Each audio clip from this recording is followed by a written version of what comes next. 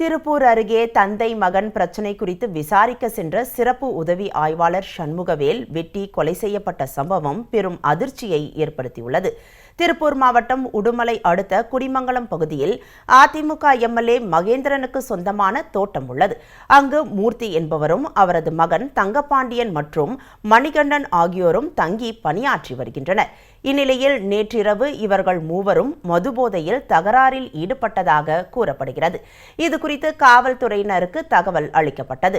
குடிமங்கலம் காவல் நிலையத்தில் பணியாற்றி வரும் சிறப்பு உதவி ஆய்வாளர் சண்முகவேல் அப்பகுதிக்கு சென்று தந்தை மகன்கள் சண்டையை விலக்கிவிட்டு தந்தை மூர்த்தியை ஆம்புலன்ஸ் மூலம் சிகிச்சைக்கு அனுப்ப ஏற்பாடு செய்தார்.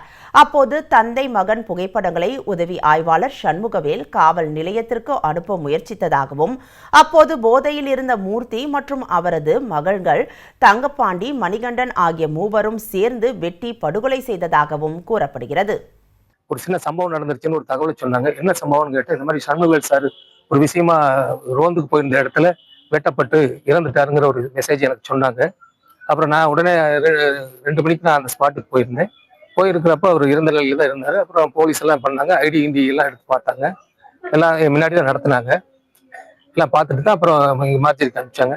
சம்பவம் நடந்த இடத்தில் மேற்கு மண்டல ஐஜி செந்தில்குமார், டிஐஜி சசிமோகன், திருப்பூர் மாவட்ட காவல் கண்காணிப்பாளர் யாதவ் கிரிஷ் அசோக் உள்ளிட்ட அதிகாரிகள் ஆய்வு மேற்கொண்டனர். இதைத் தொடர்ந்து 5 தனிப்படைகள் அமைக்கப்பட்டு தப்பியோடிய மூவரையும் பிடிக்கும் பணி தீவிரப்படுத்தப்பட்டுள்ளது. இந்நிலையில் சிறப்பு உதவி ஆய்வாளர் சண்முகவேலின் உயிரிழப்பு தமிழ்நாடு காவல்துறைக்கும் அவரது குடும்பத்தினருக்கும் ஈடு செய்ய முடியாத இழப்பு என்று முதலமைச்சர் ஸ்டாலின் இரங்கல் தெரிவித்துள்ளார். இந்த கொடூர செயலில் ஈடுபட்ட குற்றவாளிகளை விரைந்து கைது செய்ய உத்தரவிட்டுள்ள முதலமைச்சர் ஸ்டாலின் அவரது குடும்பத்திற்கு 1 கோடி ரூபாய் நிவாரணம் வழங்க உத்தரவிட்டுள்ளார்.